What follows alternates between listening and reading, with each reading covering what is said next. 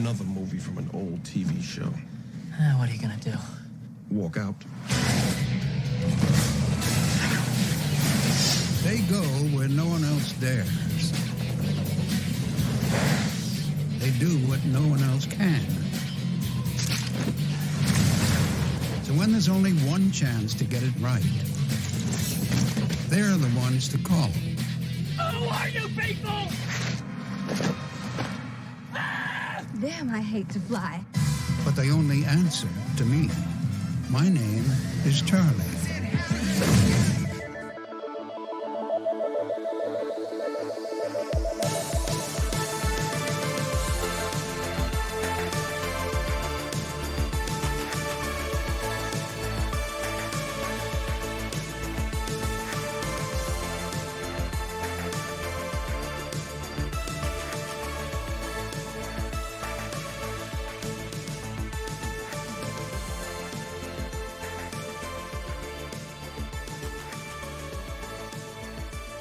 Good morning, angels. Good morning, Charlie.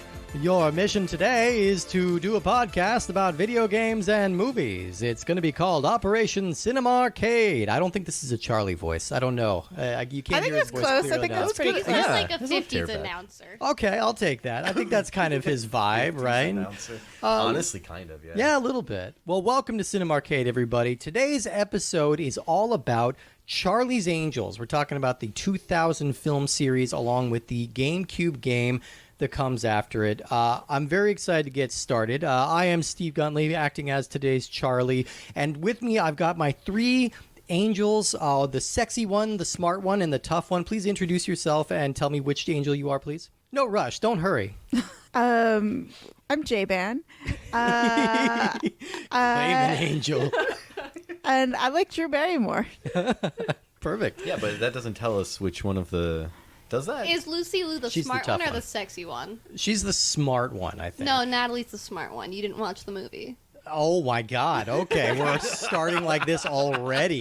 Wow. Okay. All right. Well, who else is here with us today? Hi, I'm Justin. I'm the one that's there. Oh, okay. You're the present angel. Yeah. Yes. Okay. Yeah. You're kind of like a punctuality spice. Yeah. No, I get that. And we have a special guest joining us today. A person who's often been in the shadows of this podcast. Rivet the dog is here. Hi, Rivet the dog. Rivet, say something. Welcome. That's Rivet just licked the That's microphone. the sound of a... licking me. This is good radio. It's the sound of a puppy licking a microphone. I feel like I'm normally the Charlie and you're my Bosley, and then I text you from the other room, and then you communicate to your angels. Oh, that is true. That is true. Yeah, you are often like the behind the scenes shark biologist, I guess, is your Killer role. whales are whales. Yes, that's true. Yeah, okay, you clarified that. It's Ailish Collins is here. Hi, Ailish. Hello. Well, glad you could be here talking about what I have heard you call your favorite movie. All right, okay, it's a dog party up in here now. I hope that when somebody, when you first hear the dog licking, that somebody thought it was one of us and was like, what are they doing? J-Ban's just licking the microphone. Oh, she got distracted. That's not me. We put some peanut butter on it. I don't know. She just went for it. But Ailish has identified this movie as her favorite film in the past to me. I don't think that's true, but Yes, I you have. appreciate the hyperbole. Okay, all right. Well, either way, it's fair to say you are a fan/defender of this movie. I do genuinely enjoy this movie. Okay, all right. Well, I'm glad you could be here for this. Before we get anything going here, I need to confess something here because I was looking at my notes. Now, to peek behind the scenes a little bit, we went out. We had a couple of drinks last night. We got a little silly. And then I don't remember everything that happened, but this morning I opened up my notes, and at the top of my notes sheet, in bold with a question mark at the end, biblically accurate Charlie's Angels? Yeah. I don't know what I meant by that. Ailish, do you know what you meant by that? I guess I just Based on how hard you're laughing right now? I guess I just imagined it's like Cameron Diaz covered in Are eyes. you legitimately crying? We had a whole conversation about biblically accurate Charlie's. I do not remember They this. just all become one form, but it's their eyes just make a circle. That's right. Okay. Like our human senses cannot comprehend when them. you see them, you explode, which is why they're so good at their jobs. All right. Either way, I think I've got the seed for a sketch comedy bit there. Biblically accurate Charlie's Angels. It was just very important that I wrote that. So, of course, we are going to be talking about the original 2000 film today. And this one was released November 3rd, 2000. Now, first of all, if there was ever a movie I would have assumed was a summer movie, it was this Charlie's Angels movie. And yet this is a November release. This is an awards season push. So you can watch it at Thanksgiving with your grandma. You can, absolutely. This was directed by Mick G., written by Ryan Rowe, Ed Solomon, and John August, and it stars Cameron Diaz, Drew Barrymore, Lucy Liu, Bill Murray, Sam Rockwell, Kelly Lynch, Crispin Glover, Tim Curry, Luke Wilson, Matt LeBlanc, and Tom Green, who I will have much to say about. Before we get into kind of the history of what Charlie's Angels are for those younger listeners out there, what was your guys' experience with this movie? Like, when did you see it? Were you fans of this movie? Are you anti this movie? There's a lot of valid opinions to take on this one. I will start because I have a similar opinion to Normal. I was aware that this movie existed. Okay. That was my entire knowledge of this movie. That's not bad. I was also aware that a sequel existed. Mm-hmm. And I think at one point I knew that there was a television show that this was based off of. Okay. I'd never seen any of it. So this was new to me. Okay, but your general familiarity with the property, but not really engaged with it at all. Yeah, I think... like I don't remember seeing the advertisement on TV, but I know I did. Yeah. And so like the connotations that I had carried along with it were just like whatever snippets I had gotten from watching it, like the ad on TV. Okay. But that were the trailer, but that was like it. Okay, fair enough. J-Ben, did you see this one before, or was this new to you? No, I've seen it before. I saw it years and years and years ago, probably on DVD when it came out. I definitely also there's something like girls have a tendency to be like, let's pose for a picture and then let's do Charlie's Angels. It's a thing. It's a common pose. It's a common pose. Even I've done that. So I never watched the original show, but I was definitely aware of the whole like, good morning, Charlie, that type of thing that goes on. And I remember I was a really big fan of Drew Barrymore. I love Ever After.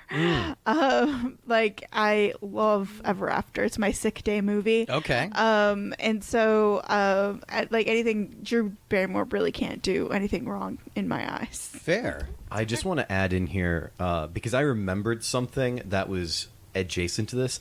I did watch Totally Spies, which was a show on Cartoon Network that was, I can only imagine, heavily influenced by this movie. Okay. I don't think it was influenced by this movie. Or at least because the Totally genre. Spies, it came out in like 2000. 2001, I just 2001, checked. and it was Okay. Italian. Was it It Italian? was Italian. I'm And not we familiar all with this know show at that- all. Do you know this show, Jamin? Charlie's... I know the front, like the advertisement for it. Okay. I But- do think it was inspired by the original show, but not Okay. the movie, probably. All right, fair. I watched a lot of Totally Spies. Same. Yeah. Same. I mean, for this sure. was an influential show. I think I'm in a similar boat where I saw this movie when it came out, but I still to this day have never seen an episode of the show, but I'm very aware of its cultural impact. Let's go into that a little bit. So Charlie's Angels, the show, first debuted on TV in 1976. And like the movie, it's centered on a trio of beautiful, accomplished women who run secret ops for an unseen billionaire benefactor named Charlie Townsend, who runs kind of like a private security firm. The show was created by Ivan Goff and Ben Roberts, and it was produced by a legendary TV mogul named Aaron Spelling, who already had a bunch of huge hits under his belt, including the Mod Squad, SWAT, and the Love Boat. And obviously, he would go on to whole new heights in the 90s, thanks to Beverly Hills 90210, Melrose Place, Charmed, lots of...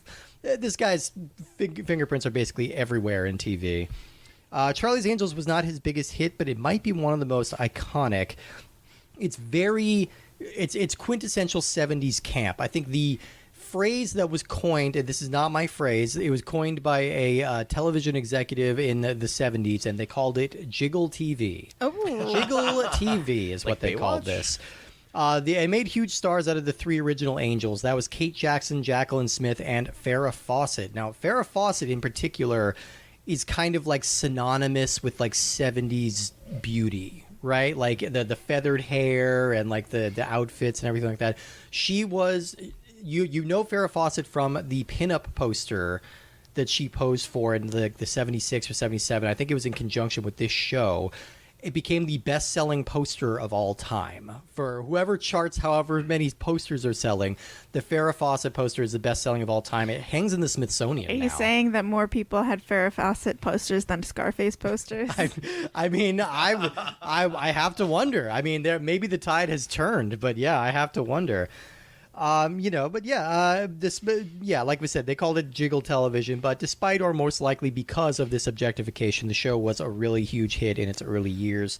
The cast would lose members and fold in new ones. Like, I didn't realize Farrah Fawcett was only on this show the first season because she's so like kind of synonymous with this show to me. But the ratings quickly dropped off and the show was canceled in 1981. But the concept actually proved kind of enduring. The cast would reunite for TV movies throughout the 80s. And there were a bunch of different international versions. So the Mexican version is just called Angeles. The German version is called Wilde Engels. And the Chinese version is just called Asian Charlie's Angels, which feels a little lazy, but hey, they named it that. Now, was that one produced by people in China, or was that one produced by Americans? That's the differentiation. Yeah, it was made in China. Like, I think it would be really offensive if it was just like that's what. So offensive. They tried to do a reboot in 1989 that was just going to be called Angels 89, and it was going to star Téa Leoni before she was famous, but that never actually happened. But the show did become hugely popular in syndication and on networks like Nick at Night. So the film version that we're talking about today came about thanks to Drew Barrymore. She had a brand new production studio called Flower Films. They just made their first movie called Never Been Kissed, which was a big, big hit romantic comedy. And she was looking for a new project to kind of help transition her career to this new phase. I hate to recommend other podcasts on this podcast, but the You Must Remember This podcast recently did a really good episode about Drew Barrymore and about her kind of career path. She was sort of known as like a wild child up until about this point. Like, she had numerous stints in rehab and she was always like dating troublesome guys and like kept doing a lot of wild roles that required a lot of like nudity or sexually explicit themes. And she was really trying to switch away from that. And this was her chance to kind of be an action star. So her and her partners, they hired music video director Joseph McGinty Nicol, a.k.a. Mick G., who makes his feature film debut here. And she cast herself as Dylan, the hard-partying tough girl angel. Cameron Diaz, who was then kind of at the height of her movie star power, she came in to play Natalie. And then Lucy Liu, who was sort of a newbie for a lot of people, she came in to play Alex. She was on Ally McBeal. She was on Ally McBeal at this time. I think she'd had a role in like the Mel Gibson movie Payback. But yeah, she was not a big name yet. I would argue that she probably got the biggest boost off of this movie than any of the 3 of them, because she was kind of like a household name for a while after this. Of course, the sexist nature of I guess I should specify.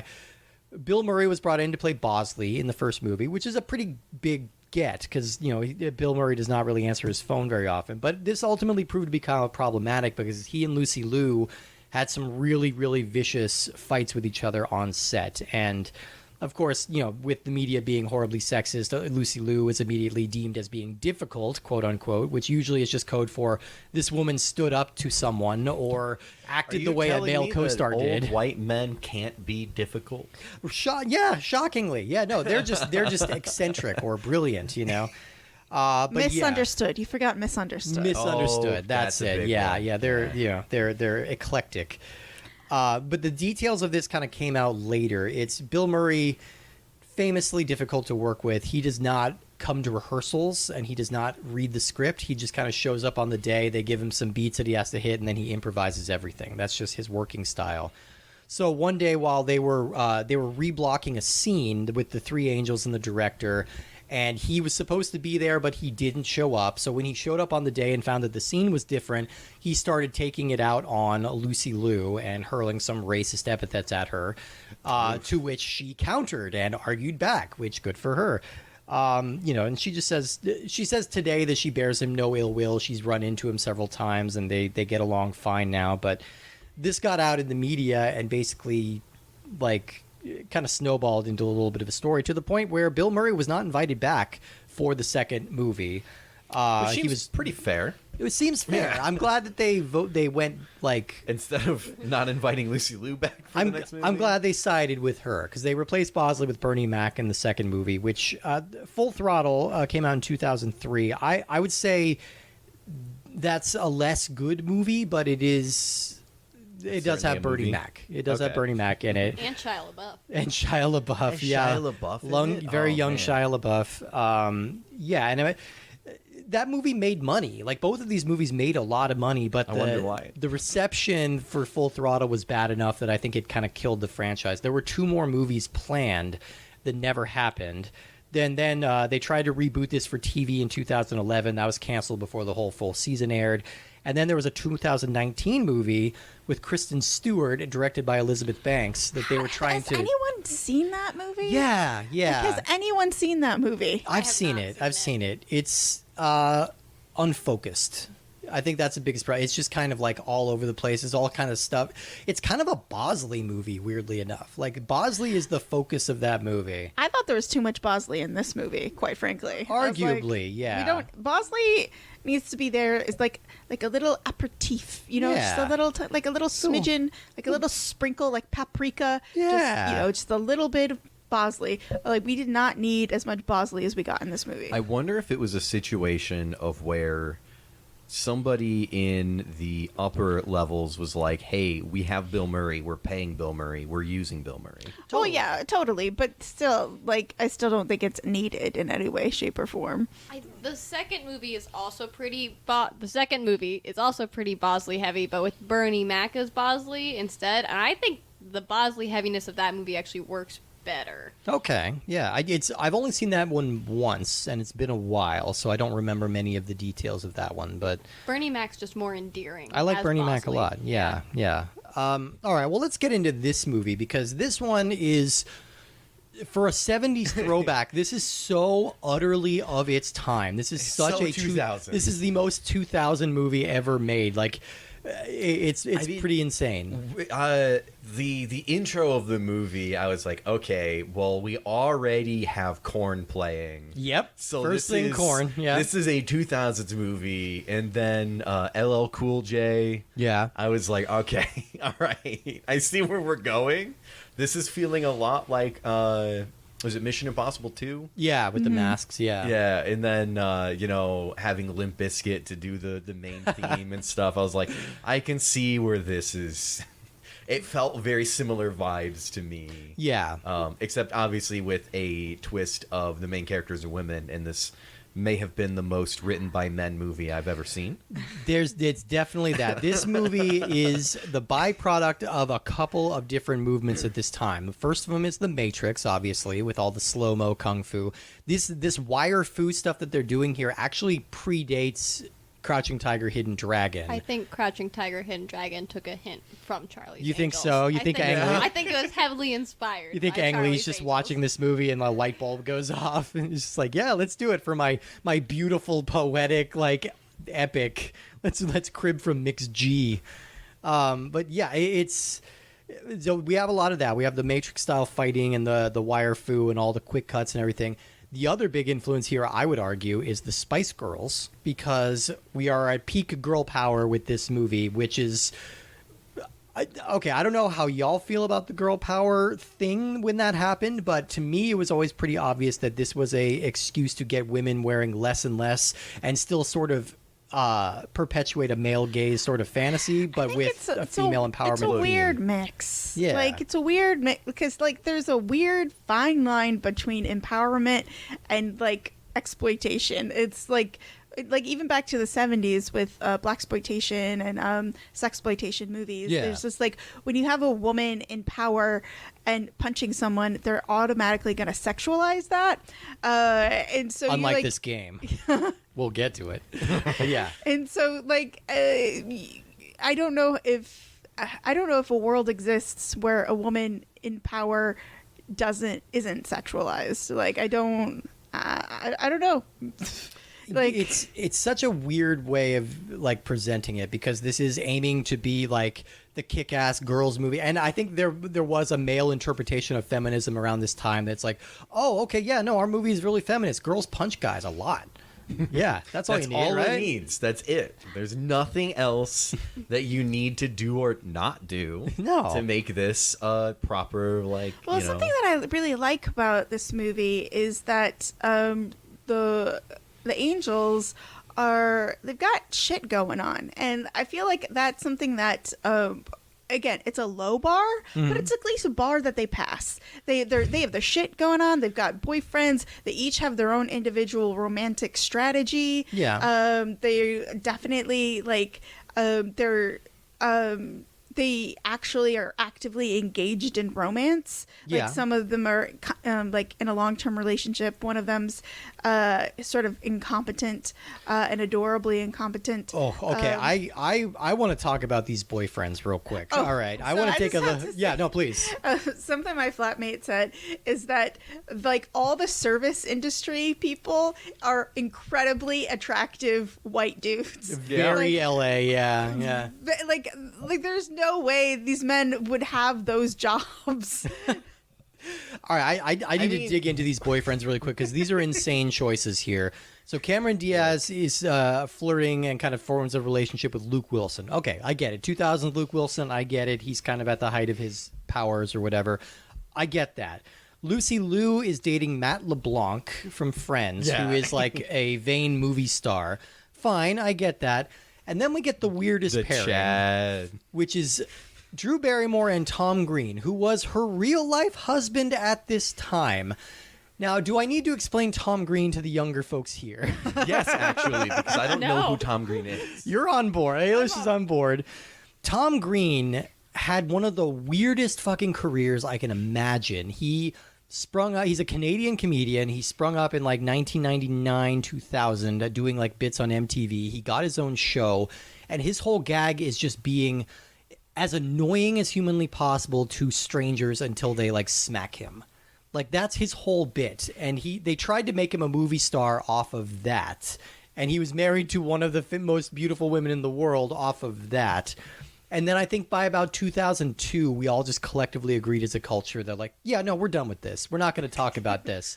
You're going in the back room with Pauly Shore. Like we're not talking to you anymore, Tom Don't Green. cast aspersions on Pauly Shore. He's Are you contributed- defending the weasel? I'm defending Pauly Shore. He's contributed to society. Unlike Tom Green. Okay. No, yeah, I'm still a little baffled that Tom Green was as big of a thing as he was, big enough that he would get a supporting role in this movie, where he is just doing his shtick, where he's just saying annoying things. He's acting like a confused child and just like kind of wandering around. Honestly, that was a very accurate depiction of you just confused child. Yeah.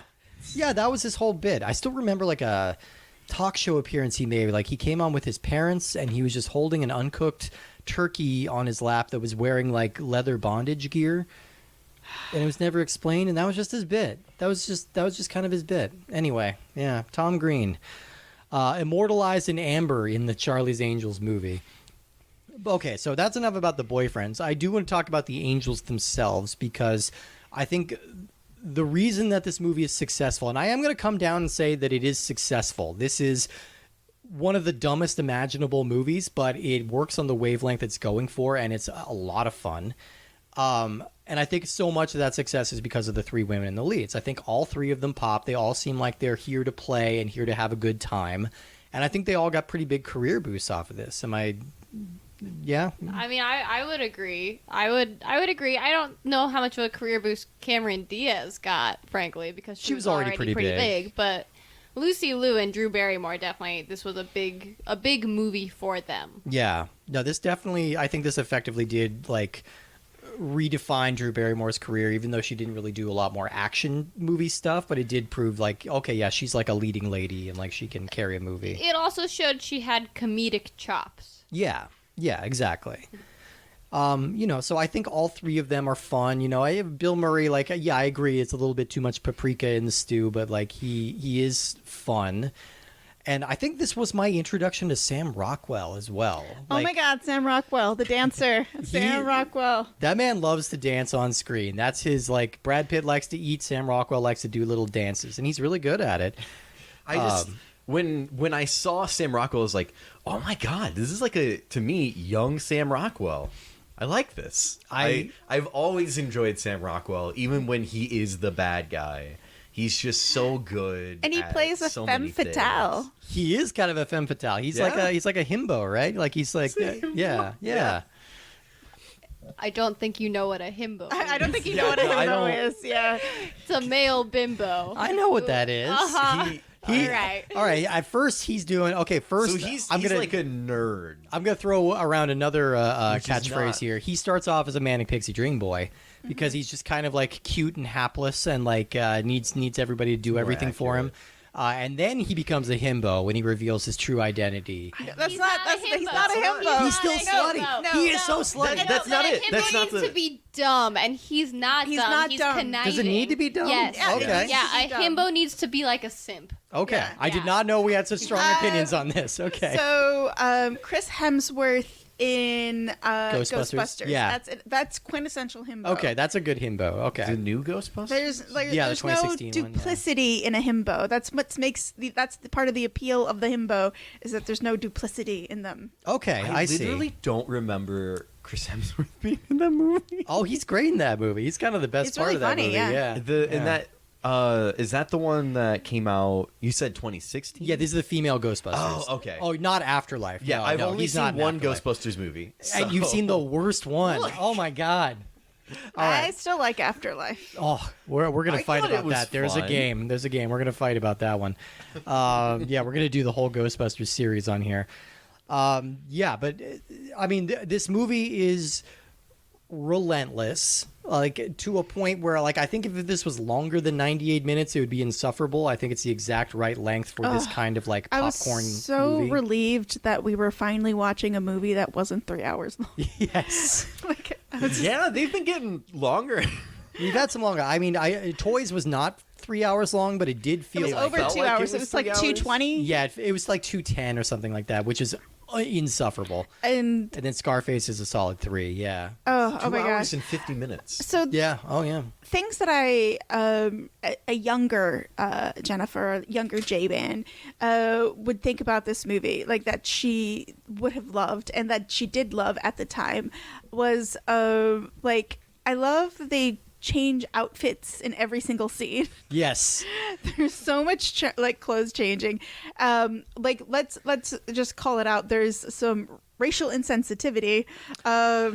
Little bit, a couple Like, different varieties. Yeah. in a couple of different ways. Like it definitely is. You're like, And it's really, this is kind of where I struggle with how to process this movie because it's like they're dressing in such ways that it's like these are Spirit Halloween like ideas of what a sexy woman would wear, like if they're trying to be seductive, like it's a sexy Yeah. nurse costume. Are we It's a- just gonna pretend that Lederhosen wasn't briefly in and considered cute and cool in the 2000s? You are lying. That can't be true. There Is was that a true? Barbie. There dolls were wearing the Lederhosen. Did I completely sleep on the It was like the Lederhosen whole phase? peasant look, like the peasant top, and the Lederhosen fits in there. Oh, I want to look like a Bavarian milk girl. It's like yes. the big puffy sleeves and the billowy tops. I cannot believe I missed this trend. Yeah, it was a whole J-Band. Back me up here. it was a thing. It was It a wa- thing. The heavy sigh. So disappointed. The heavy in sigh. that. Okay, I completely missed it. Like I didn't clock that this was like meant to be I like. once, for an ex-boyfriend of mine, I once bought him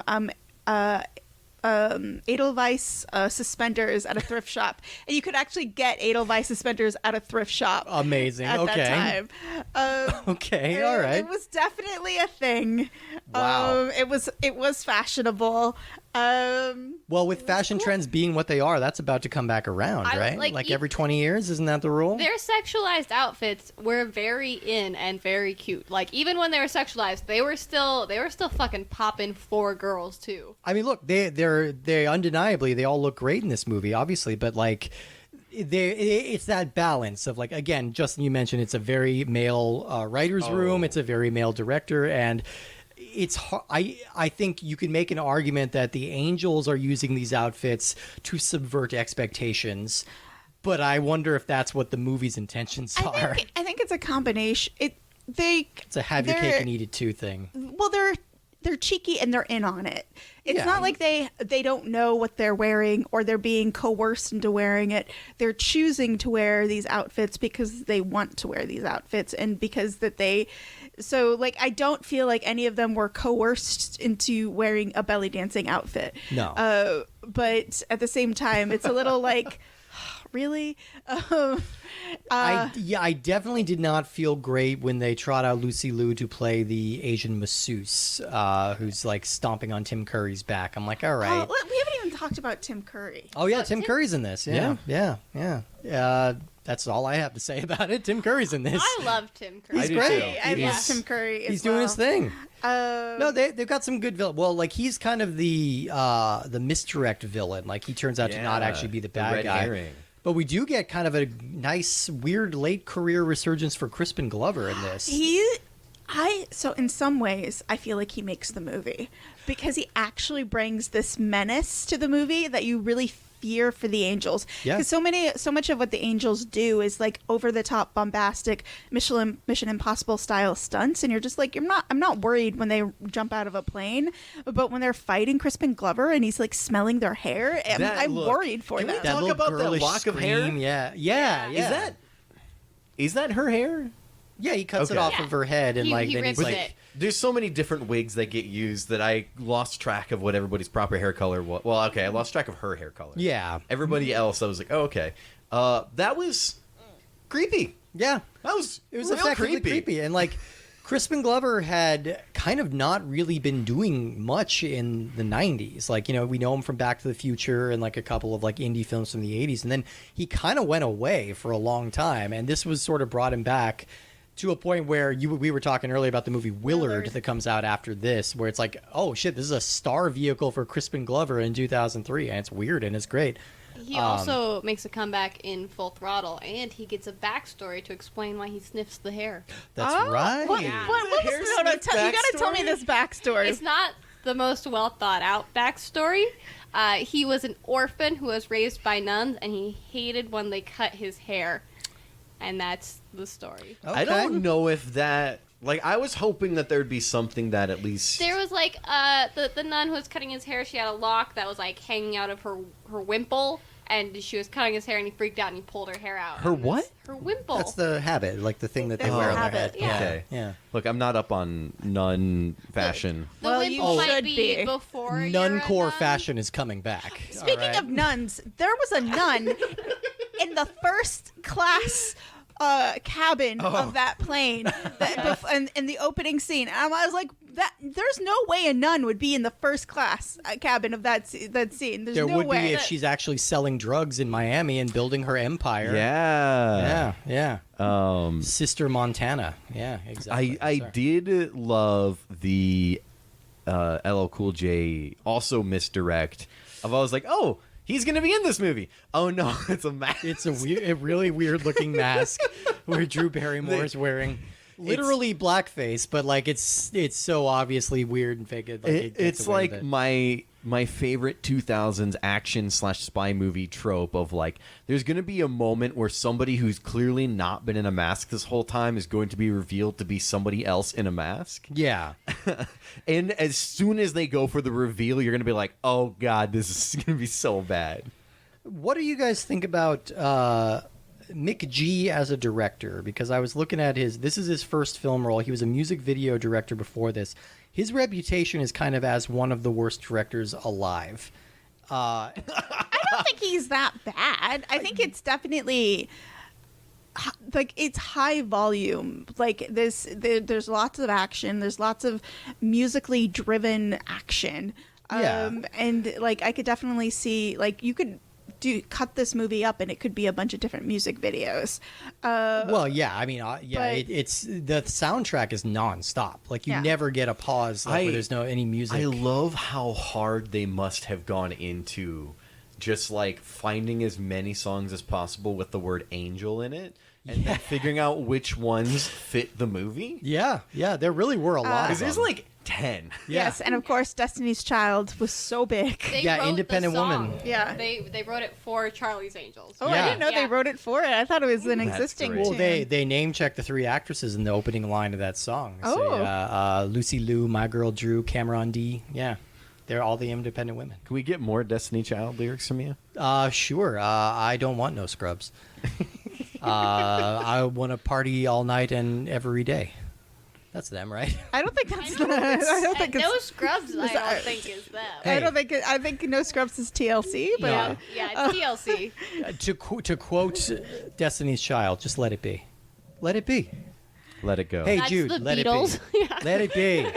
Okay. No, I don't know if you've heard of them. That No, wasn't no. what I thought I wanted, but it turned out to be what I wanted. This is the we're now in the world of the movie Yesterday, and I've never heard of this band you tell me about. Yes. I thought it was so funny because they were like there was a big period in the 2000s where they were definitely trying to promote music in movies so that you could get the soundtrack. Like for example, Austin Powers had great soundtracks Because people were still buying CDs back then, right? Yeah. Yeah. And like nowadays, there's really no impetus. But I do miss like just a song that describes the plot of the movie you just watched. Like maybe like MC Hammer raps it in their credits or something like that. I miss those days. You Yeah. know? Yeah. Bring that back. I need to understand what I saw through music. No, but I mean, look, this movie is really flashy and dumb, and like I think McGee is the right choice here. I think he would be the wrong choice for later movies like a Terminator film, for example, or a serious drama about I a don't dead think football this team. movie is dumb. I think it's fun, and I think it's very easy to feel like something fun is dumb, but I don't think it's necessarily true. I think that this is like it's bombastically fun. It's very cheeky. Like Cameron Diaz is so exceptionally bad at her dancing. Like everyone my is God. But so like, enthusiastic. so enthusiastic, and just wiggling. I thought it was really funny that they had was it the Big Butt song? And Yeah. she has Yeah. such a tiny butt. This was an era when big butts were not in. Yeah. They were not in the 2000s. The amount of scenes in this movie where it was just her shaking her butt was a lot higher than I was expecting going into the movie. I still remember her acceptance speech at the MTV Movie Awards around for this movie. She got named like Best Actress, and her whole acceptance speech, I could say it verbatim, is "I'm blonde, I shake my ass, and you guys give me awards. Thank you so much."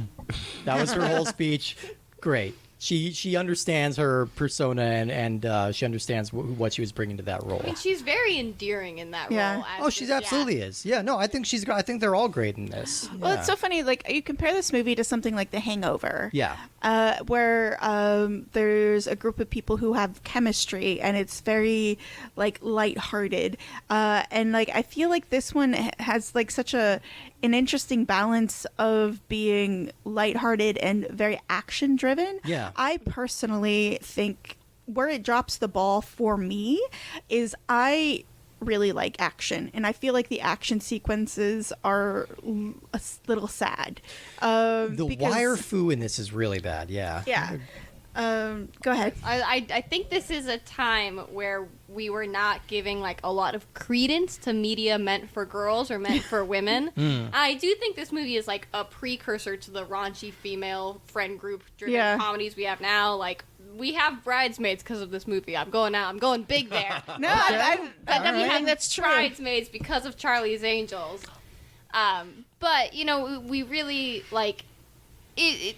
It's a fun movie, but they definitely didn't put as much like love into the action sequences as they would for a male-driven movie. Yeah. The women's media kind of got the short end of the stick a lot in this time. I think this was also a really low ebb for action movies in general because everybody was trying to do The Matrix without really understanding what made that movie special. What year did The Bourne Identity come out? 2002. Yeah, so Yeah. I was about to say this is the time where everyone was collectively depressed about how bad action flicks were because they didn't have any punch. And then you have something like The Bourne Identity comes out where you have a like shaky cam. Right. They did it first and they did it best.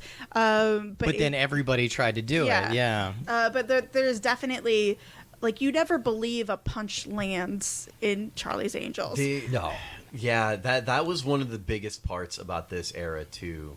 Was I always enjoy watching videos of like how special effects were done or how stunts were done, and there's so many. They used all of like the tricks, but they used them all as if they were doing it kind of for the first time. But there were movies who were doing better. I won't say there's a lot of movies who are doing it great. Yeah. But there's just so many times where you're just like, oh yeah, we cut for a reason, all that stuff. Well, we're getting like we're kind of in a new era of action movies, which I'm really liking because it's a lot of like mid-range shots of like long continuous takes. We're not doing all the quick editing or the shaky cuts or anything like that. Like we can see that the choreography is actually happening. Like take like a John Wick or The Raid or something like that. You feel the impact of those scenes and they're gripping because you're getting to like actually sit back and watch it happen. And I think something that might even be more related to this is like the Jackie Chan movies, where you get a lot of stuff like that. But the problem that we're getting is that we're missing a lot of the weight behind it. We're missing a lot of like you don't have to go full like John Wick brutality with it. Yeah. But you still have to go just a little bit more than like we just basically. It looks like you put a lot of effort into that, and the effect was that you basically slapped him. I don't know whether or not it's because of the time period of action movies at this time period, or because it's a female-led action film. Because like I feel like there's so few opportunities for women to lead action films that there's not a lot of good examples of I mean outside of Hong Kong. Where you like have the heroic trio and stuff like that. But I don't know, like what I really loved about Charlie's Angels, I think one of the things that endears me the most is I love the flips and the flipping back and forth of old adventures. Yeah. Like, because you feel like these women have known each other for a long time. Yeah. You feel like they will know each other going forward. You feel like they care about each other. Like maybe a punch doesn't feel like it lands, but emotionally it feels like they love each other. Yeah. And it's the same thing that always tends to happen with movies. Like this movie was a success, and so they were able to get away with it. And then anytime a female-led action movie like isn't a rousing success, they're like, oh, okay, well, I guess apparently that doesn't work. Meanwhile, men get to fail over and over and over and over again, and it's not really considered part of the trend. Don't even get me started on Wonder Woman 1984. It's such a weird... Look, that one was a whiff, but like she shouldn't be put in movie jail forever for that. I mean, come on. Iron Man 2? Anyone? Right, yeah, exactly. Incredible Hulk, yeah. All 3 out of 4 of the Thor movies, yeah. It's such an interesting thing about how one of the main problems is there's a lot of like the movies where you see good choreography, you see good fight scenes. Yeah, it's like people who know what they're doing, they know how to potentially fight already. Yeah, and they're just adapting it into this. There's a lot of women who know how to fight, who can do these things. Just look at so many of the stunt performers who are doing so many of these things. Yeah, they're not all men. It's cast one of them. Like, there's people that you can cast who know who can make a good fight scene. Yeah. But we're just choosing to go for names and not. That's not, but then sometimes they're not. I get, that's right. Like Gina Carano. Yeah, I loved her in The Mandalorian, and then she turns out to be a psychotransphobe.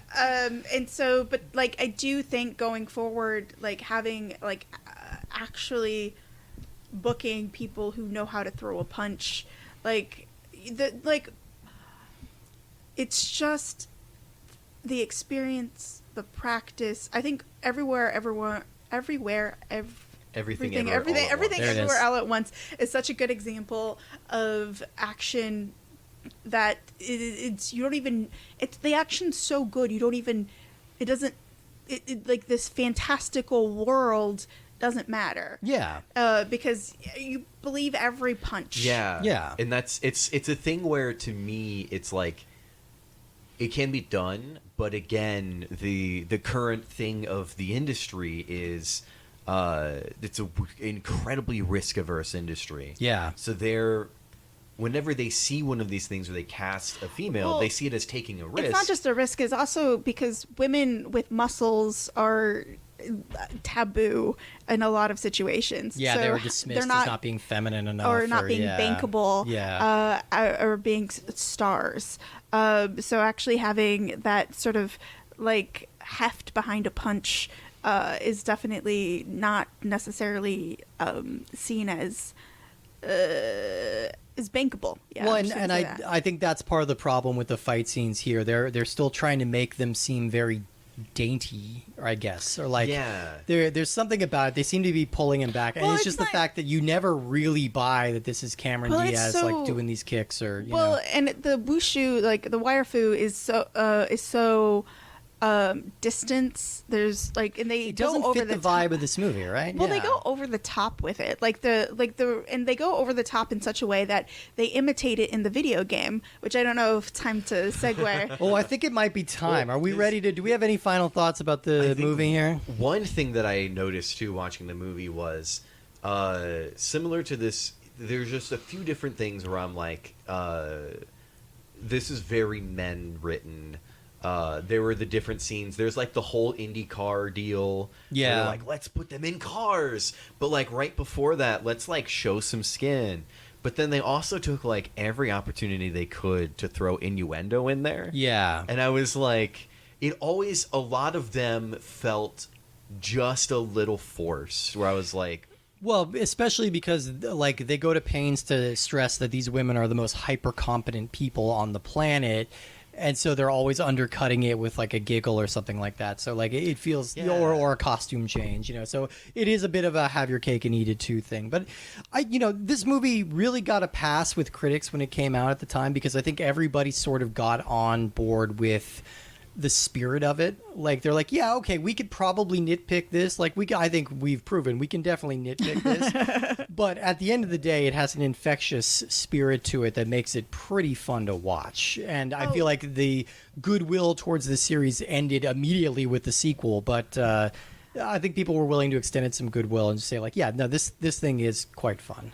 Well, and I think it was really interesting that they cast Drew Barrymore in the role as the wild child, like playing off of her reputation. Yeah. That existed. I think, it's just really interesting. There's just like, there's this fine line, and you don't know how to, like, I feel like most of us are saying the same thing, is we don't know how to feel about these situations where it's using women's sexuality as a joke, but they're also like, that's one of the best parts about being a comedian. It's like sometimes you get to be sexy funny. Yeah. So like them choosing it is the part of their agency and a part of what makes the movie like really work. Yeah. Is their choice, but at the same time, like it's really fun to see Drew Barrymore like be so attractive in a speed suit. Yeah, I mean, look, I wasn't complaining when that scene came on. I was watching it with my flatmate, and there was numerous times where he's all like, "Oh dear God," because they're very attractive women, and she's licking a steering wheel for some reason. Okay, that part I was like, "Look, the steering wheel's not clean." I'm just saying germs. It probably tastes like old gloves. Yeah. Did the movie where Cameron Diaz literally fucks a car come out first? Oh, The Counselor? No, that came out after this. Yeah. Right. Inspired What is by that? Charlie's Angels. What is this? What is going on? Oh, What? The Counselor. You gotta check that one out. It's a Cormac McCarthy script. It's got like Michael Fassbender, I think Javier Cormac Bardem. McCarthy? Yeah. The Road is actually about people just sleeping with cars. While they're driving. Really? I didn't get that. I didn't get that when I read that book. She has a scene in that where she gives a monologue while she's humping the hood of a car. It's very weird. The Counselor. Check that one out. It's bizarre.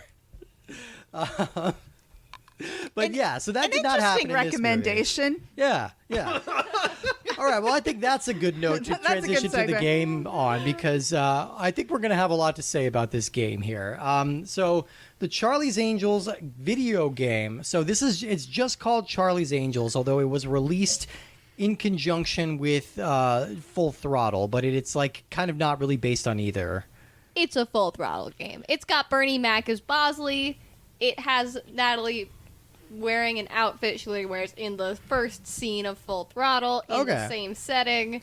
It's a Full Throttle game. It's got the Carmen Sandiego plot, from the movie. Yeah. Yes. Yeah, I mean, Is that the plot of the? No. Oh, okay. No. So it almost seems like it's intended to be a filler in between. Sorry. Apologies to listeners if we're talking about a Full Throttle game while watching only the first movie, but I think the box art was not very clear about that. The Wikipedia article was not very clear about that, so I was not really sure what to expect. I kind of wanted to go into this game as dark as I could, because really the only thing I knew about this game is that it had a reputation as one of the worst games ever made.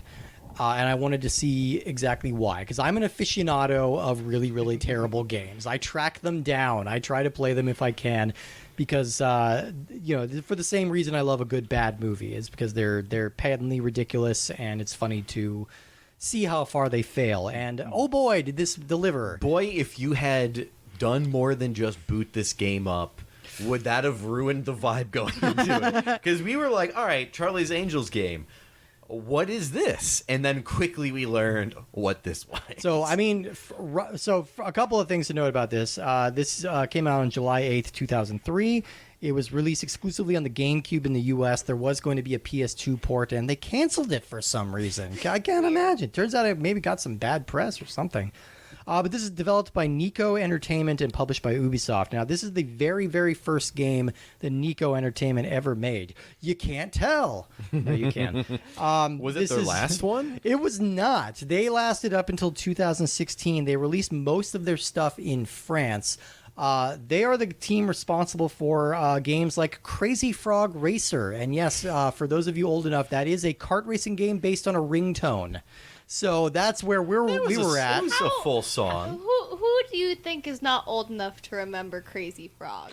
Some people listening. I've never heard of Crazy Frog. You've never heard of Crazy Frog? I was living abroad for a good segment of my life. Oh, see, this feels weirdly European, so I don't know. It feels like something that would have gotten over there, but it's just an annoying noise. It's literally an annoying noise, and then a frog with his dick hanging out. I'm sure if you heard it, you would recognize the noise. It's just that the Crazy Frog has no relation to the noise.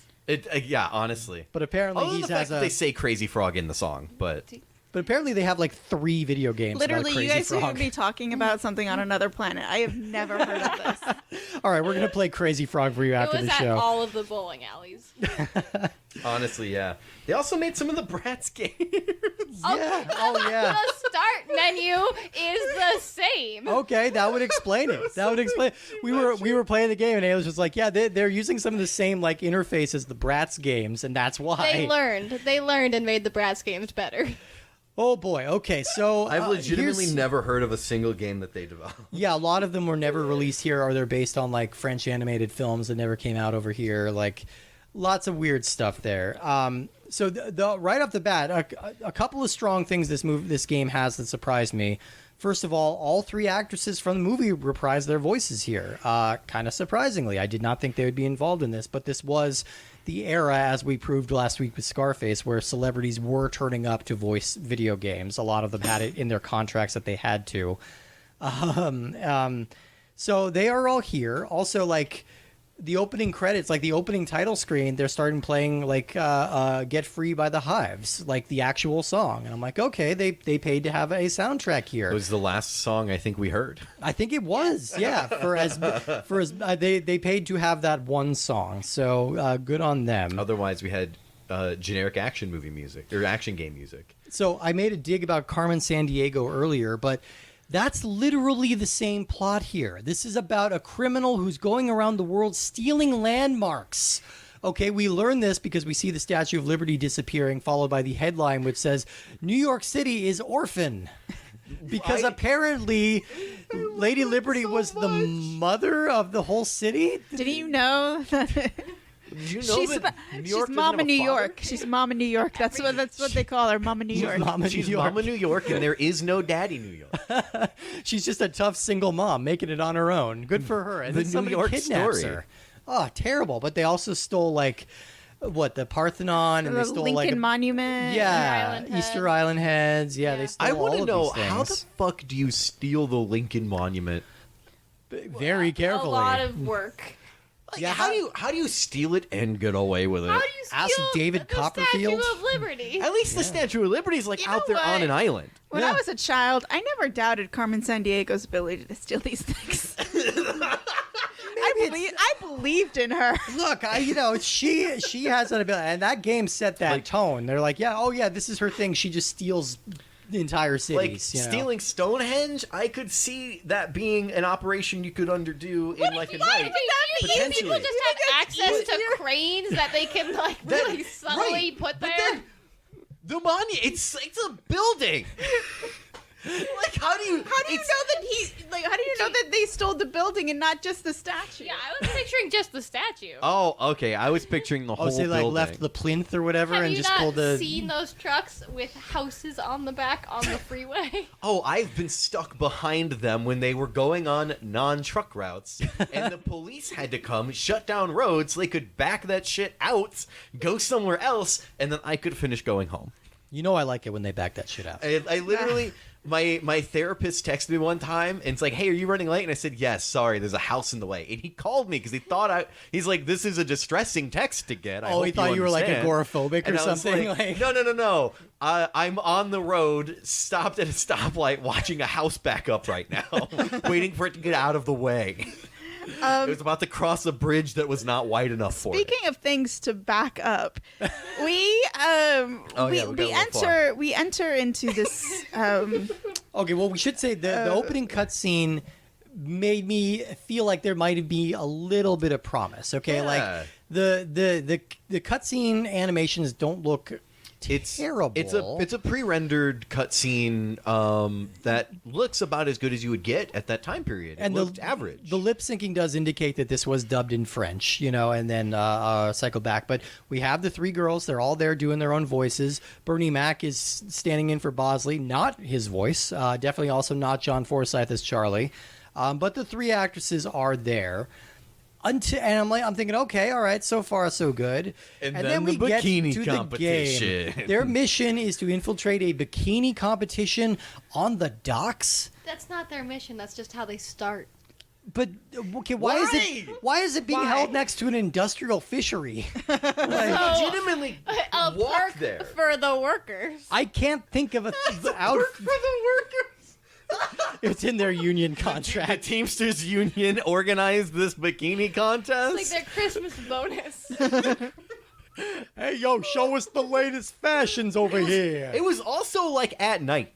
It was at night. It wasn't in the daylight. Yeah. I will say they infiltrate dock workers in bikinis in Full Throttle. Okay, all right. Do they? So, Yes, they do. all right, so they are following the plot of Full Throttle. They're just advertising it as the first movie. We fucked up here, folks. We should have watched Full Throttle. I was sad to say that they were more scantily clad in the opening of this video game than they ever were in the entirety of the film of Charlie's Angels. I think they go like implied nude at one point in the That's in sequel. Full Throttle, yeah. That's when they're infiltrating the dock workers. Docks. Okay, there we yeah. go. So it finally all makes sense. We've squared that. It's all good. There was also the scene in the first one where they are like scubaing up, and you see the frontal shot as they start to unzip, and then it cuts to the back shot. Yeah. as you see them fully like unzip their tops. and Okay, yeah, presumably so we get- go into a cave to change. Yeah, but that's implied But nudity. yes. That's like, but they're so scantily clad. They They're were wearing, in this. we were making jokes about Dead or Alive beach volleyball during Yes. All right. So here's the thing. So we talked about the cutscenes and how like they don't look perfect, but for 2003 video game cutscene renditions, they looked basically like the actresses playing them. The in-game models look like Pennywise. Like they look fucking horrifying. Like Natalie's got some weird kind of fangs coming every which way out of her face, and like it looks like she's wearing like a mop or something on her head. Like the articulation on her hair is completely insane. And watching them walk, like they were doing their little model walk It on the catwalk. reminded me of Silent Hill. Yes, the nurses. Yeah. I felt like they were going to consume me or something. Yeah, it's such a weird thing. And then we were like, playing the game, and we'll get to the gameplay probably pretty soon. But we're like, okay, the way this works is similar to other games that might have multiple protagonists. You play as one protagonist, you get to a certain point, okay, now the other protagonist needs to come in to do it. Yeah. So like you get to a gate, you call up one of the other angels, and they're like, yeah, I got you. They infiltrate from a different point, Yeah. open the gate for you to let you through. But that happens, we go from Carmen Diaz over to Lucy Liu. Did you say Carmen Diaz? Cameron Diaz, yeah. Carmen Sandiego. Yes. They're both in very scantily clad bikinis. They're not in bikini. She's in underwear because she has a garter belt. I think it's supposed to be like a gun thing. Like it's supposed to be utility. Like a Yeah. like around her thigh. But here's another thing that offers a lot of utility. Pants. Yeah, honestly, She could be wearing pants. she wasn't at the bikini contest. She literally pulls her phone out of her cooter at one point. And so we're like, okay, we're eventually going to get to the Drew Barrymore character, and we do, and she's just in clothes. Yeah, she's wearing comes out of the ocean too. She comes out of the ocean wearing in like jeans. low riders and a crop top, but she is still wearing clothes. That show off her butterfly tattoo. That is which right I below her belly Don't button. remember from the movie. No, but it did spark a vigorous off-mic conversation about Crazy Town. So we learned that Justin is a super fan of the band Crazy Look, Town. I was able to name names. Oh, hush, Gunther. Gunther doesn't like Crazy Town. Yeah, crazy. Yeah, no, I mean he is my butterfly, sugar baby. Yeah. But yeah, no. So automatically off-put by the really creepy-looking designs of these characters. Then we get to the gameplay itself. So you just kind of start on the catwalk, infiltrating this model like competition, and then the other model on the stage attacks you. There is legitimately no information given to you. No. It's like you get the mission briefing, it's like infiltrate the thing, and you're like, oh, okay, and then it just cuts to a bikini contest, and then you're immediately supposed to punch the shit out of everybody. An NPC that the model looks better than the main characters do does the catwalk walk, and then switches off with Cameron Diaz, who does the catwalk walk, Yeah. and then you take over as Cameron Diaz, and everybody in the vicinity starts trying to beat you up. Yes. Okay. So this is like a classic, like arcade style beat 'em up game, but there's a good reason that this genre didn't really make it past like the 2D era. It's because it's a really awkward gameplay genre in 3D. Speaking there of are awkward, some that do well in 3D. Sure. Yeah. Yeah. this is not one of speaking them. of awkward, the camera angles. Okay, in we this do not game. get any control over our camera in this. It's all at these fixed points, and it's like Resident Evil style almost, except Way worse. shaky. Like it's like if Resident Evil was shaking the entire time. Yeah, because it's actively tracking, but there's no like smoothing on the tracking. It is like homing in on you. So as your character's doing punches and kicks, it's like jiggling around with you, which is just annoying. And it's also, there's like no anti-aliasing, so there's a lot of pixels going on. Frames are getting dropped all the time. I mean, and A couple of us got nauseous from it. yes, yeah, I was feeling queasy. You had to take an ibuprofen. Like it was bad. Like it's a hard game to physically look at. And the reward you get for looking at it is just the same attacks over and over. You have a punch, you have a kick. That's kind of all. You also have a block, but there is no, like many games that are like this will have, you can block into like a counter or something. That was no. There was not one of those. Speaking of my early almost transition, and talking about wire fu in the movie, they have a wire fu combo that is the most useless. Okay, yeah, I think Ailish was the one who managed to like. J-Band did it. Oh, you guys both discovered found it. it. Yeah. You But discovered then it. Ailish was the first one to hit someone No, with it. I never thought figured you it did. out. Oh, no, okay. J-Bands was the first to hit someone with I did it. hit Yeah. somebody, but it took me maybe a good 10 minutes before I was able to hit somebody because it was so useless. This is a jumping bicycle kick style combo. It's like a little flutter. Yeah, you jump in the air and you're slowly come down. You flutter your feet, but like you need to be so ridiculously close to Jake or possibly Jake. Yeah. Or Oh my God. Or Algar. Algar. Yeah. Algar. So this has the classic Final Fight tradition of like naming all of your generic baddies, but they didn't really stress themselves like renaming the characters. It has my favorite naming system ever, where all of the names are not randomly given. They are all assigned, so every time you hit this part of the level, it's going to be the same people's names. But each style of character, because there's two different colors of like shirt of each style of character. Yeah. And that's it. But each style of character, all of their names start with the same letter. This is so weird. Yeah. Recycle the same 3 letters. Yeah. You get a J, an A. Oh no, you get A, B. No A's. No, it's the No, first A's are for level. girls. Girls are A's. Oh, then and we Alvin got- and Algar. Yeah. Oh yeah, Yeah. now we get J, B, and C as well. Yeah. Okay. This is so weird. It's A. The first level is just A, B, J. The second level is C, D, J. So like they're working through the alphabet, but they also just give you J in all And of these. so, random. the J's in the first part are the himbos. Okay. These are the himbos. All right. I'm glad to get some clarity. They're the on this. big, strong guys who are just wearing like swim trunks. Okay. Which weirdly just kind of show up at certain points on the docks. Yeah. And you're like, wait, why are you here? The B's are Bob the Builders. Yeah. They're like mechanics who are just like have hard hats and a wrench.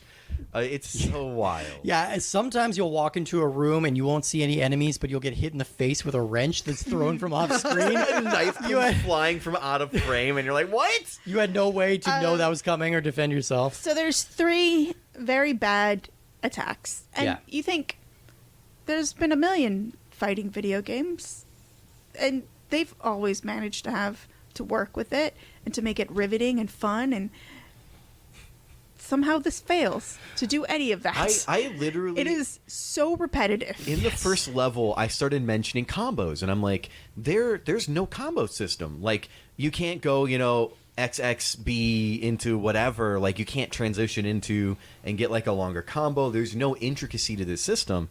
And then we get to the second level, and as soon as we start the second It's the level, third it pops level. up... Third level? It's the third level. The third level, it pops up on the screen and says, combos unlocked. And I'm like, what? And to be clear, the combos are just press the same button 3 times. That's it. also the first time. Level 3 is the first time you ever get any instruction on what buttons do what. Yes. Right, exactly. You'd think this first section would be a tutorial or something. Like, we just had to, like, trial and error. It's like, okay, this is a lock-on button. Okay, And- this is a, yeah. It's also the first time that Cameron Diaz and Lucy Liu put clothes on. Yes, takes The them a whole while. first 2 levels, they're still in their bikini/underwear. So the actresses do say lines when they like complete a mission or like activate a switch or something like that. But the fighting noises are 100% not them. Yeah. And I think, J-Ben, you were going particularly crazy with the noises that the Cameron Diaz character was making. Natalie, and it's like this weird mixture between like uh-oh, ouch, and sex that it's just so fucking annoying. Sex. So after hearing it a few times, I was emulating the noise as I do because that's me. Can we hear it, Justin? It's been too long since I've heard it. forgetting My now. memory doesn't go back I that think far. you're too shy. I think you're But- too shy. No, I'm trying to. Yeah, it's so weird. But after doing it a couple times, I was like, "Oh, I know what this is. I know. This This reminded me of something that sounds so similar, and it's the sounds that the villagers make in Minecraft. It's just those sounds are just like pitch shifted downward, but it's the same general like huh, and you're like, what? What was this noise? But if you just amazing. go huh, you're like, oh, that's a zombie or that's a villager in Minecraft. Crazy. Oh God! See, So I have not weird. played enough Minecraft to know what they sound to remember exactly what they sound like. So I have. I think we've Trust cracked me. a conspiracy here. Inspired by Charlie's Angels. Inspired by Charlie's Minecraft Angels. was also heavily inspired by Charlie's Angels. Well, Angels, we need you to find out who stole our IP for a video game from Sweden. Who keeps stealing the grass blocks? Those damn Endermen. Oh man, that would be a great reveal. Yeah, I mean, we never encountered any kind of boss or anything. I don't know if there are. I assume there are boss battles eventually, Gotta but be. it was just the same generic waves of enemies. And like most beat up games, you have to beat a certain number of enemies on a certain screen before you can progress. And that number is all of them. It's all of them, and sometimes they're like literally stuck in a wall and you can't find where they are. You have to wander around hitting invisible walls until you locate them. Like, Yeah. this game is broken. Like, it barely functions. And again, you think we're exaggerating. We have fully described how intuitive the combat system is. Yeah. There is nothing that we've left out. There's technically a lock-on system, which literally just points you at the person and makes it easier to hit them. Yeah. But it's every time you press the kick button, you do the same kick. Every time you press the punch button, you do the same punch. And you just spam kicks and punch the whole game. Yeah. That's it. That's the game. Can we talk about the ladder that J-Bear Oh my god. We found 2 different ladders, and they were both... Well, we actually found 3 ladders. 2 of them were next to each other. Yeah. And both of them were fucking dumb. It took, like, what, I would say 35 years to get to the top of this ladder, and we had to look at, like, digital Lucy Lou butt going up the entire time, which I feel like was the reason they made that ladder so long. Have you ever... It's, on docks, anybody who's like familiar with docks from like movies or video games or whatever, they have like those big crane like machines that can pick up and move shipping containers, Like cranes. and like it's the same thing playing like Grand Theft Auto, where when you're climbing up the ladders of those things, you're just like, dear god, when does this shit ever end? Yeah. That's exactly what happens in this game, where you literally, it's on rails. You could have just gone up until you weren't in the screen anymore, and then cut the camera to the top. And you were just coming up on top. It took so long. It was But ridiculous. no, you go the whole way up, and the camera just follows you the whole way. Yeah. How much did you age climbing up that ladder? Years and years. Well, it's so funny. I don't know if we're gonna get to the scoring, because I have some interesting things to say. Yeah, we can. I mean, yeah, do we have any final things to say about the Charlie's Angels game? We clearly all loved Now, it. when you say scoring, are you referring to the scores in the game that seem to have zero relevance to anything whatsoever, or the scoring This of is the my game? personal scoring Or movie. in Oh, the okay. in all of the video games that we've played so far. All right, well, one last thing I need to say is that your method for recovering health in this game is going to vary depending on which angel you're Well, controlling. it's the same, technically. So, like, Lucy Lou eats a muffin. That makes sense. That establishes blueberry muffin. It's her blueberry muffin. She Yeah. cares about it in the movies. Like, that is an important thing to establish, that food regenerates health. Okay, we get that. But then Dylan has a lighter. Like, is she eating the lighter? And then Natalie has a CD. So, like, I just imagine Cameron Diaz with her Look. freaky Pennywise gonna mouth say is just the crunching on some plastic. The importance of the lighter is clarified in Full Throttle. No, which I makes understand me that. even more certain this is a Full Throttle game. I mean, So- the lighter is in the first game. If you've the never first movie, tried no. to eat a CD before, you are missing out. It's a delicacy. In A lot some of parts. bites. Yeah, yeah. I mean, Crunch, and crunch. the one other thing I want to say too is that, similar to Wayne's World, which is a property that revolves around having 2 characters, this is a property that revolves around having 3 characters, which means it is ideal for a multiplayer video game. It's on the Gamecube, which has 4 controller ports right in the top. This is a single-player game. There are no multiplayer options at all. You could almost salvage like something fun out of this if you had like on-the-couch co-op or something like that. And but honestly, nothing. if it had 2 people beating up the bad guys, it would just go faster and not feel like as big of a goddamn drag. Yeah. But no, it's just you against... I joked that I would love to see a counter of how many people you beat up, because the first level is on the docks, the second level is on a ship. You probably beat up an entire small town while just moving around that boat. Yeah. It's like a container ship, and you literally beat up like 300 people on it. Probably, yeah.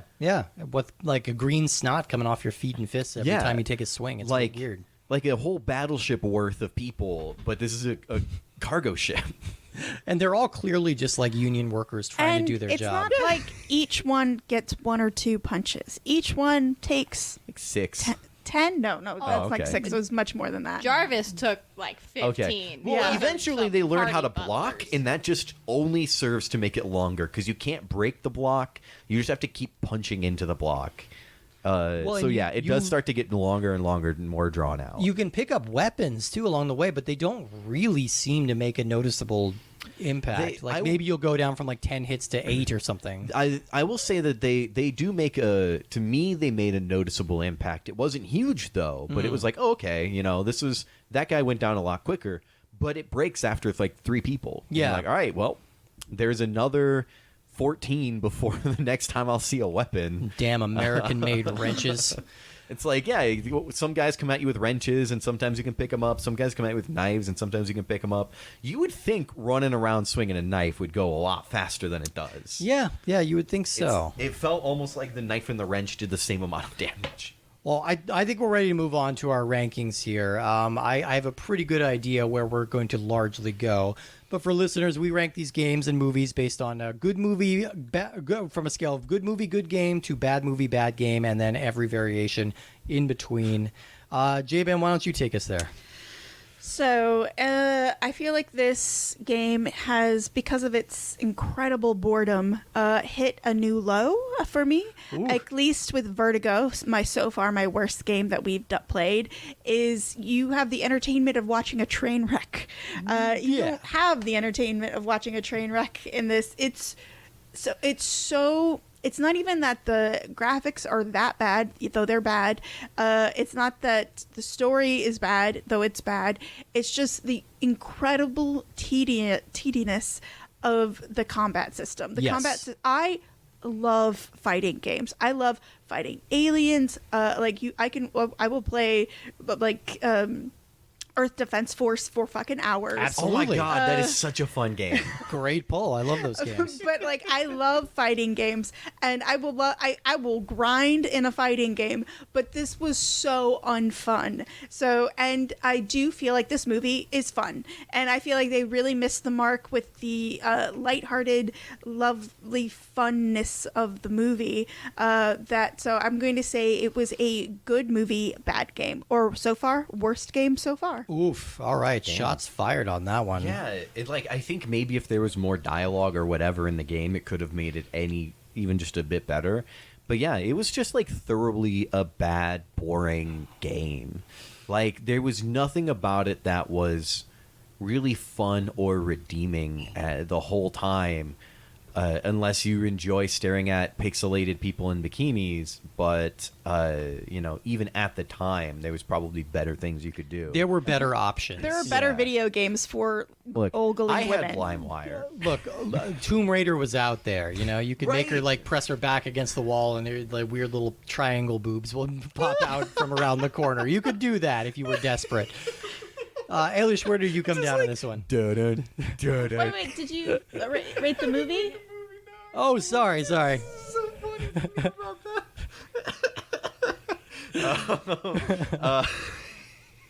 I thought it was an alright movie. Okay. Yeah. I mean, it's definitely a movie that came out in 2000, but it was fun. Yeah, it's kind of like it is an ultimate popcorn movie. Yeah, I think I'd put it in the good movie category. I don't think I'll ever see it again, but nothing wrong with that. How about you, Ailish? Where do you come down on that? Great movie, Okay. fantastic movie. Really bad game. I won't say it's the worst game I've ever played because I have played worse with you. Probably, yeah. On your other podcast, or your old podcast. That's right. Yeah, I made you play the Penguins of Madagascar. Penguins of Madagascar game. Dick. Yeah. you want to come on that episode when we do that? Are we gonna? I mean, Madagascar is on the list. I'm pretty sure. We're doing all the Madagascars. Yeah. I'll come on that episode, and I'll be really angry. So that's true. I have made you play a few worse ones, but this one actually is one of only a handful of games that I felt like physically affected by, like in the sense, like the fact that it was making me feel a little queasy to look at it because it's just so shaky. And I had to take ibuprofen. Yeah, and look, we're playing on a Gamecube, but I've got a really nice upscaler that makes it look good on an HD TV, and we were given it every fair shake to look good, and this game really did not want to rise to that challenge. It's a pretty. I will say I like it a little more than maybe something like Vertigo or E.T. because there's some camp value here. There's some good bad game value here, even if it's just to show people how terrible this is, like how laughably bad. But even then, like the trick with bad video games is that like it needs to be at least borderline entertaining enough to keep you going. Like a bad movie, you can sort of tune out and just sort of let it happen. But a bad game, you need to be a little bit more engaged. This is not engaging in any way. The gameplay is so boring. But I do think the movie is a lot of fun. I think the movie is, it's got some problematic elements, but it is largely harmless. And I think it's just kind of a good vibey summer movie. And actually a surprisingly good time capsule for the year 2000, if you ever really want to see what that's like. Well, thank you so much, Ailish, for being our very first guest. Thank you for being here. Yeah. Glad to be beyond the phone. Yes, we do appreciate you hollering facts about whales from the other room, but I'm glad we could get you on the show itself. So everybody, thank you so much for listening. What's next? Well, you can. We're going to be going into another mini-series next. Another 2-movie mini-series to another nice short one to knock out, but definitely a very strange one, maybe one that does not necessarily lend itself to gamifying as much as the Gremlins movies did. We're doing a mini-series on the Blues Brothers. Woohoo! So we're starting next week. We're going to be watching the Blues Brothers from 1980 and playing the NES game that corresponded with that 12 years later. And then we're going to be following that up with Blues Brothers 2000, which despite its name is from 1998. And there is a rather infamous Nintendo 64 game based on that movie that we are going to thoroughly enjoy. So I'm excited to get into these and talk about these movies, which are a mixed bag, but a lot of fun. Classics. Yes, Classics, I say. All right, I think we might butt heads on this one a little bit, but I do like the first movie. So we will see you all next week for the first Blues Brothers. So check us out then. Goodbye, Good angels. luck. Have fun.